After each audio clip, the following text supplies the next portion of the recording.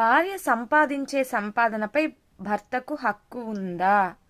భర్త బలవంతంగా భార్య నుంచి తను సంపాదించిన సంపాదన అనేది తీసుకోవచ్చా అనేది ఇప్పుడు మనం ఈ వీడియో ద్వారా తెలుసుకుందాము.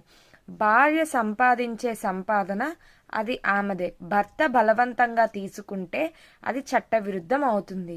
దీంట్లో మనం ముఖ్యంగా 3 విషయాలు గుర్తుపెట్టుకోవాలి. దాంట్లో నెంబర్ 1, భార్య ఉద్యోగం చేసి సంపాదించే సంపాదన. నెంబర్ 2, బిజినెస్ ద్వారా వచ్చిన ఆదాయం. నెంబర్ 3,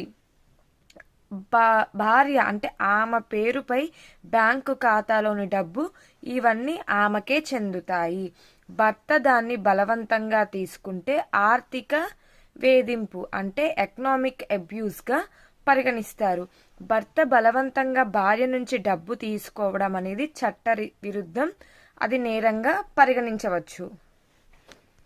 అసలు చట్టం ఏమి చెబుతుందంటే రైట్ టు ఇండివిజువల్ ప్రాపర్టీ అంటే భార్యకు తన సంపాదనపై పూర్తి హక్కు అనేది ఉంటుంది. భార్య స్వచ్ఛందంగా భర్తకు ఇస్తే తప్ప భర్త బలవంతంగా భార్య నుంచి సంపాదన అనేది తీసుకోకూడదు.